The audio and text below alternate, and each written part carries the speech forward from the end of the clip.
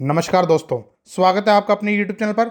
मित्रों, आज की इस वीडियो में हम बात करेंगे अंडरग्राउंड वाटर टैंक के टाइप्स पर और ये जानेंगे कि हर एक तरीके के वाटर टैंक के एडवांटेजेस और डिसएडवांटेजेस क्या क्या है। इस वीडियो को पूरा अंत तक देखिएगा, आपको इससे बहुत नॉलेज मिलेगी। तो चलिए दोस्तों, वीडियो को बिना किसी देरी के शुरू करते हैं। तो मित्रों, यदि हम अंडरग्राउंड वाटर टैंक की बात करें तो मार्केट में 3 तरह के वाटर टैंक अभी प्रचलन में हैं। उनमें से पहला है जो हमारा ट्रेडिशनल वाटर टैंक होता है, जो कि ईंटों से बनाया जाता है, उसे हम ब्रिक वॉल से बनाया जाने वाला वाटर टैंक कहेंगे। दूसरा है आरसीसी वाटर टैंक और तीसरा जो अभी नया आया है वह है प्लास्टिक के वाटर टैंक, जो कि रेडीमेड आते हैं, उन्हें बस इंस्टॉल करना रहता है। हालांकि दोस्तों, इन 3 के अलावा भी वाटर टैंक मौजूद है मार्केट में, पर हम इन सिर्फ 3 के बारे में जानेंगे क्योंकि 99% यही बनाए जाते हैं। तो दोस्तों, यदि हम पहले अपने ट्रेडिशनल वाटर टैंक की बात करें जो कि ब्रिक से बनाया जाता है, तो दोस्तों उसको बनाने में जनरली हमारी ब्रिक और मोर्टार का उपयोग होता है। उससे इसके चारों तरफ वॉल कंस्ट्रक्ट करके इसका निर्माण किया जाता है। और वहीं यदि हम आरसीसी वाटर टैंक की बात करें तो आरसीसी वाटर टैंक को बनाने के लिए आपको ड्राइंग की आवश्यकता होती है। इसमें आपके सरिये और कंक्रीट इंक्लूड होता है, तभी जाकर ये reinforced cement concrete water tank कहलाता है। मतलब जिसमें स्टील के रिबर डले हुए हो, जो कि हमारी सीमेंट कंक्रीट से बनाया जाए। और दोस्तों, हमारा तीसरा वाटर टैंक है प्लास्टिक वाटर टैंक, जो कि रेडीमेड मार्केट में कहीं भी उपलब्ध हो जाता है और ये वेरियस कंपनीज द्वारा आपको उपलब्ध करवाया जाता है। इसे बस आपको करना ही है कि ऑर्डर देना होता है और वो लोग आपके घर तक पहुंचा देते हैं। जस्ट इसे बस आपको इंस्टॉल करवाना होता है, बाकी और कुछ नहीं है इसमें। मतलब प्लास्टिक का वाटर टैंक आपको कई सारे ब्रांड्स में उपलब्ध हो जाएगा। ऑब्वियसली जैसे इसका नाम है प्लास्टिक वाटर टैंक, उस हिसाब से ये प्लास्टिक से बनाया जाता है। तो मित्रों, ये तो हो गई बात कि ये कौन कौन से मटेरियल से बने होते हैं। अब जानते हैं हम इनके कॉस्ट के बारे में, जो कि हमारा सबसे बड़ा फैक्टर है। तो मित्रों, यदि हम कॉस्ट की बात करें तो जो हमारा प्लास्टिक वाटर टैंक है, तो बढ़िया से बढ़िया ब्रांडेड कंपनियां आपको 15 से 20 रुपए प्रति लीटर के हिसाब से ये वाटर टैंक उपलब्ध कराती है। आरसीसी वाटर टैंक की तुलना में ये आपको बहुत सस्ता पड़ता है, पर वहीं ईंटों के वाटर टैंक की तुलना में ये थोड़ा महंगा पड़ता है। ऑब्वियस सी बात है, आपके आरसीसी के टैंक में बहुत महंगे रिवर्स का उपयोग किया जाएगा, तो वह प्लास्टिक से तो महंगा ही पड़ेगा। और बात रही ट्रेडिशनल वाटर टैंक से, प्लास्टिक के वाटर टैंक थोड़े महंगे क्यों होते हैं? तो दोस्तों, ये मैंने आपको प्राइस बताई है एक ब्रांडेड प्लास्टिक के वाटर टैंक की। अगर आप लोग चाहे तो मार्केट में और भी सस्ते ऑप्शन अवेलेबल होते हैं, जो कि आपको बहुत कम रेट में वाटर टैंक उपलब्ध करा देंगे, पर यहाँ हम सिर्फ ब्रांडेड को मानकर चलेंगे। मित्रों, प्लास्टिक के वाटर टैंक पर आपको कंपनीज 30 से 50 साल की गारंटी देती है, पर दोस्तों मेरे एक्सपीरियंस के अनुसार ये सिर्फ बोलने की बात होती है, बाकी आपको इसे जल्दी ही रिप्लेस कराना होता है। ओके, अब बात करते हैं हमारे ट्रेडिशनल ईंटों के वाटर टैंक के बारे में। तो मित्रों, हमारा जो ट्रेडिशनल ईंटों का वाटर टैंक है उसकी कॉस्ट आरसीसी की तुलना में बहुत कम मानी जाती है, क्योंकि दोस्तों इसमें हम ट्रेडिशनल मशीनरी का उपयोग करके ही इसका कंस्ट्रक्शन करते हैं और इसमें आपके सरिये वगैरह कोई भी महंगा मटेरियल नहीं होता है। इसमें सिर्फ ईंटें और मोर्टार होता है, जिनकी कॉस्ट इतनी ज़्यादा नहीं आती है। और दोस्तों, यदि हम इसकी प्लास्टिक के वाटर टैंक से तुलना करें तो ब्रांडेड प्लास्टिक के वाटर टैंक इससे थोड़े महंगे पड़ते हैं, और वहीं लोकल जो वाटर टैंक होते हैं वो हो सकता है इससे सस्ते पड़े या इसके बराबर पड़े, पर वहीं आरसीसी के वाटर टैंक की कॉस्ट इससे भी ज़्यादा होती है, क्योंकि दोस्तों उसमें हमारे स्टील और कंक्रीट का उपयोग किया जाता है और जो सबसे कॉस्टली मटेरियल होता है वह हमारा स्टील ही होता है। इस कारण इसकी कॉस्ट सबसे ज़्यादा निकल के आती है। ऊपर से कई लोग तो क्या करते हैं कि पहले चारों तरफ दीवार का निर्माण कराते हैं और उसके बाद आरसीसी वाटर टैंक का निर्माण कराते हैं। तो एक प्रकार से आप ये कह लीजिए कि इसकी कॉस्ट बहुत ज़्यादा हो जाती है यदि हम बाकियों से कंपेयर करें तो, पर वहीं इनके एडवांटेजेस और डिसएडवांटेजेस भी इसी हिसाब से है। तो दोस्तों, यदि हम इनके एडवांटेज और डिसएडवांटेज की बात करें तो मित्रों हमारा पहला टॉपिक आता है ड्यूरेबिलिटी। तो दोस्तों, इतना कॉमन सेंस तो सब में है, तो लोग मेरे बोलने से पहले ही जान गए होंगे कि हमारा आरसीसी का वाटर टैंक सबसे ज़्यादा ड्यूरेबल और मजबूत होता है और लॉन्ग लास्टिंग होता है, जो कि हमारे दशकों तक चल सकता है। वहीं दूसरे नंबर पर हमारा ईंटों का वाटर टैंक होता है, वह भी दशकों तक चल सकता है। और तीसरे नंबर पर हमारा प्लास्टिक का वाटर टैंक होता है। अब हालांकि कंपनीज दावा करती है कि हमारा जो प्लास्टिक का वाटर टैंक है वो ईंटों के मुकाबला में ज़्यादा चलेगा, पर मित्रों मैं ऐसा नहीं मानता हूँ, क्योंकि दोस्तों समय के साथ प्लास्टिक डिग्रेड हो जाता है, मतलब उसके छोटे छोटे कण पानी में घुलने लगते हैं, और यह चीज़ सबसे ज़्यादा डरावनी और भयावह होती है, क्योंकि दोस्तों प्लास्टिक के वह कण अपने शरीर के अंदर जाकर कैंसर जैसी बीमारियां फैला सकते हैं। मित्रों, यदि हम अपने अगले पॉइंट के बारे में बात करें, जो कि है इन तीनों का साफ़ सफाई और मेंटेनेंस। हालांकि साफ़ सफाई और मेंटेनेंस तीनों में ही कराने पड़ेंगे आपको, पर यहीं कई कंपनीज ऐसा दावा करती है जो कि प्लास्टिक का वाटर टैंक बेचती है कि उनका जो टैंक है वो एंटी मोल्ड है, मतलब उसमें फंगस वगैरह या इस प्रकार के बैक्टीरिया कम पनपते हैं या नहीं पनपते हैं। और वहीं हमारे जो ट्रेडिशनल वाटर टैंक है उसमें ऐसी कोई कोटिंग नहीं की गई होती है, तो इस कारण उसकी हमें रेगुलर साफ़ सफाई करानी ही पड़ती है यदि आप कीड़े और बैक्टीरिया से आपके पानी को बचाना चाहते हो तो। मित्रों, ड्यूरेबिलिटी में और भी कई चीज़ें आती हैं, जैसे टैंक की मिट्टी का प्रेशर सहने की शक्ति कितनी है और टैंक का कहाँ तक भराव किया जा सकता है।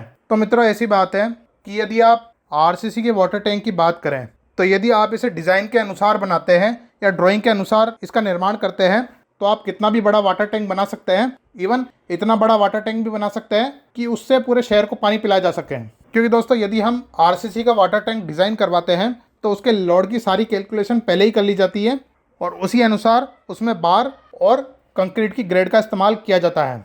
फिर यदि हम उसे फुल भी भर के रखें और कितना भी भर के रखें, उससे कोई फ़र्क पड़ने वाला नहीं है। और वहीं यदि हम ईंटों के वाटर टैंक की बात करें तो मित्रों, ईंटों के वाटर टैंक में यह कमी है कि आप भले घर के लिए तो उसे बना सकते हैं, कोई दिक्कत वाली बात नहीं है।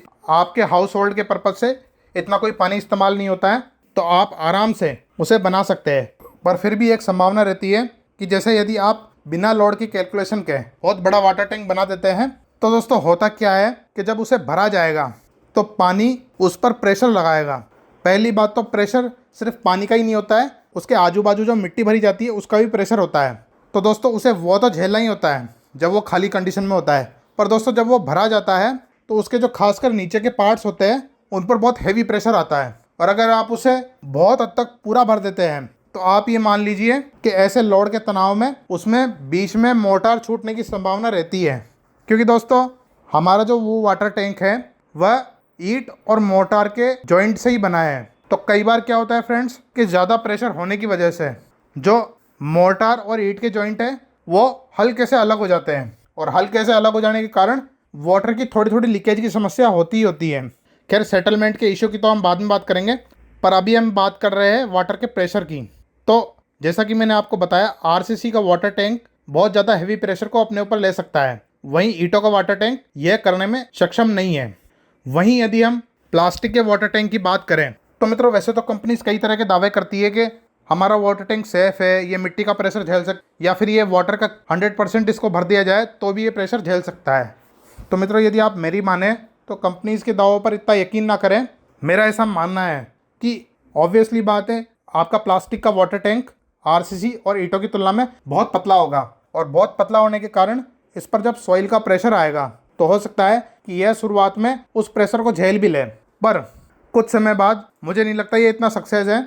इवन कुछ सालों बीतने के बाद हो सकता है कि जब आपका वाटर टैंक खाली हो तो ये मिट्टी का प्रेशर ना झेल पाए और अंदर पिचक जाए। इसकी बहुत हद तक संभावना रहती है।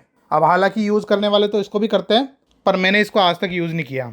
और वहीं यदि आप बहुत ज़्यादा कैपेसिटी वाला, जिसमें 2000 लीटर से भी ज़्यादा पानी आता है, अगर आप ऐसा कुछ प्लास्टिक का वाटर टैंक लेते हैं, दोस्तों मैं अंडरग्राउंड वाटर टैंक की बात कर रहा हूँ, तो उसमें लीकेज की समस्या होने का खतरा भी बहुत ज़्यादा है।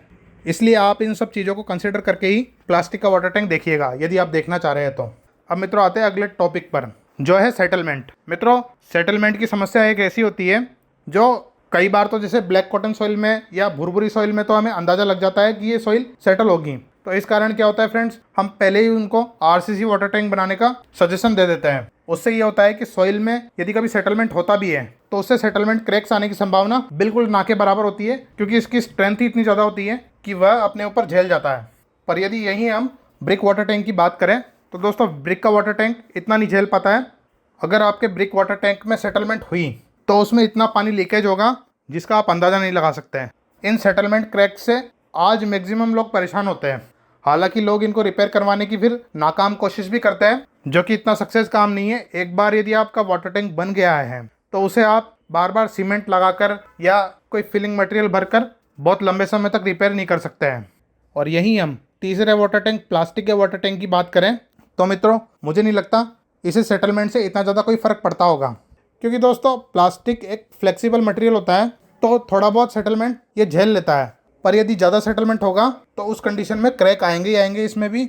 और मैं आपको ये ज़रूर बता दूं कि रिपेयरेबिलिटी के मामले में इसे आप बिल्कुल भी रिपेयर नहीं कर सकते हैं, इसे आपको चेंज ही करना पड़ेगा।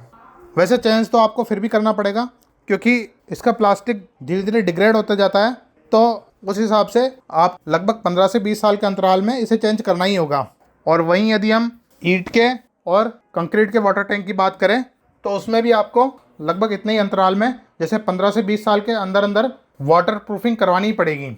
मतलब थोड़ा बहुत मेंटेनेंस तो दोस्तों इनमें भी आपको करना ही पड़ेगा, पर सबसे कम मेंटेनेंस आपका आरसीसी का वाटर टैंक लेगा। अब यदि हम अगले पॉइंट में इन वाटर टैंक्स के वेट की बात करें तो ऑब्वियसली कॉमन सेंस की बात है, आरसीसी का वाटर टैंक बहुत हैवी होता है, वही ईंटों का थोड़ा कम हैवी होता है, और प्लास्टिक का तो खैर आप लोग हाथों से भी उठा सकते हैं। मित्रों यदि हम लीकेज की बात करें कि इनमें लीकेज होने की कितनी कितनी संभावनाएं हैं, तो मित्रों आरसीसी का वाटर टैंक यदि आपने ठीक से बनवाया है और कहीं भी हनीकॉम्ब नहीं है तो दशकों तक आपका ये वाटर टैंक लीकेज नहीं होगा, यह आप गारंटी मानकर चलिए। और वहीं ईंटों का वाटर टैंक लीकेज होने की संभावना बहुत ज़्यादा रहती है, क्योंकि दोस्तों क्या होता है कि ईंट और मोर्टार दोनों अलग अलग मटेरियल से बने होते हैं। मोर्टार जो होता है आपका वो बॉन्डिंग एजेंट का काम कर रहा होता है, तो दोस्तों इस बात की संभावना बनी रहती है कि सॉइल का प्रेशर बाहर से पड़ने पर या फिर पानी का प्रेशर अंदर से ज़्यादा होने पर ईंटें मोर्टार के जॉइंट को छोड़ दें।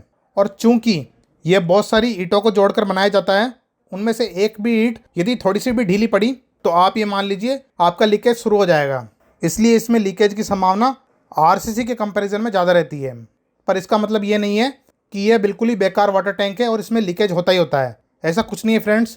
कई लोगों के 20-20 साल तक भी लीकेज नहीं होता है। और मित्रों हमारा तीसरा जो वाटर टैंक है, प्लास्टिक का वाटर टैंक।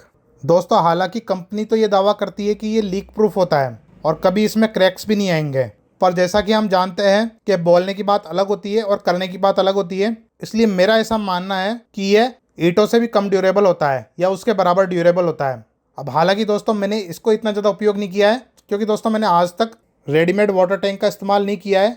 हाँ, पर मैं ये कह सकता हूँ कि जब हम छत के लिए पानी की टंकी खरीद कर लाते हैं तो उसमें भी कंपनीज ऐसे ही दावे करती है कि ये क्रैक प्रूफ है, लीक प्रूफ है, पर आप लोग सच्चाई जानते हैं उसके बाद भी वह बहुत जल्दी ही लीक कर जाती है। इसलिए दोस्तों प्लास्टिक के वाटर टैंक पर मेरा विश्वास बहुत कम है, हालांकि आगे आपकी इच्छा।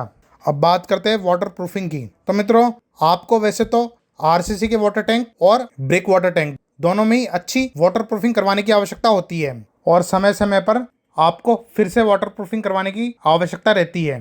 पर दोस्तों आरसीसी के वाटर टैंक में हमें एक बेनिफिट मिलता है कि यदि आप उसमें कोई एक्सपेंसिव वाटर प्रूफिंग ना भी करवाएं तो भी चलता है, क्योंकि दोस्तों आरसीसी अपने आप में ही एक बहुत ज़्यादा डेंस और वाटर प्रूफिंग मटेरियल होता है।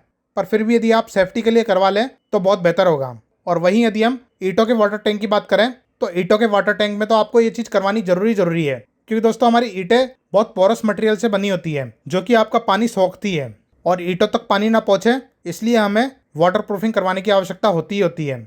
अब मैक्सिमम लोग उसमें क्या करते हैं फ्रेंड्स, ट्रेडिशनल वाटर प्रूफिंग जो हमारी होती है जिसे हम सीमेंट से करते हैं वही करते हैं, जो कि कोई गलत नहीं है। मैं ये नहीं कह रहा हूँ कि वो कमज़ोर होती है, जैसा कि मैंने आपको पहले बताया था कई लोगों के इस तरह की वाटर प्रूफिंग भी 15 से 20 साल चल जाती है, पर इसमें क्रैक्स आपको जल्दी दिखेंगे। वहीं यदि हम प्लास्टिक के वाटर टैंक की बात करें तो इसे कंपनी द्वारा ही वाटर प्रूफिंग करके भेजा जाता है, और प्लास्टिक तो वैसे ही वाटर प्रूफ मटेरियल होता है। मित्रों यदि आप आरसीसी का वाटर टैंक बनवा रहे हैं तो उसे बनवाते समय ही आप डॉक्टर फिक्सिट या कोई और कंपनी का वाटर प्रूफिंग मटेरियल उसमें मिक्स कर सकते हैं, उससे आपकी टैंक की वाटर प्रूफिंग और ज़्यादा बेहतर हो जाती है। हालांकि इन तीनों तरह के वाटर टैंक को मैं एक अलग अलग तरह के वीडियो में कवर करूंगा, क्योंकि दोस्तों ये वीडियो वैसे ही बहुत लंबी हो चुकी है, इसलिए इसको आगे खींचने का कोई मतलब नहीं है। पर एक मोटा मोटा आप समझ गए होंगे कि हर एक वाटर टैंक के फ़ायदे और नुकसान क्या क्या हैं। इसके बाद भी यदि मेरे से कुछ छूट गया हो तो आप नीचे कमेंट बॉक्स में पूछ सकते हैं। अच्छा दोस्तों यदि मैं अपनी राय की बात करूं तो मेरे एक्सपीरियंस के आधार पर यदि आपके पास पैसा ठीक ठाक है और आपके बजट का कोई इशू नहीं है तो आप हमेशा आरसीसी वाटर टैंक पर जाइए। चाहे आपकी सॉइल कैसी भी हो, पर आरसीसी वाटर टैंक पर जाने पर आपके सारे नुकसान की संभावना ख़त्म हो जाएगी। पर आपका बजट बहुत ज़्यादा टाइट है तो मेरी सलाह आपको यह रहेगी, अच्छी तरह सॉलिंग और कॉम्पैक्शन करवाइए और अच्छी तरह कम से कम 6 इंच की पीसीसी करवाइए, और फिर जाकर ईंटों का वाटर टैंक निर्माण कीजिए। हम उसे भी रिपेयर कर करके चला सकते हैं। हालांकि यदि आपके वहाँ जो मिट्टी है वह ब्लैक कॉटन सॉइल या कोई ऐसी मिट्टी है जिसमें ज़्यादा स्ट्रेंथ नहीं है और वह फट जाती है, तो आप हो सके तो ईंटों के वाटर टैंक को बनाने से बचें। ऐसे कंडीशन में आपको आरसीसी के वाटर टैंक पर ही जाना पड़ेगा।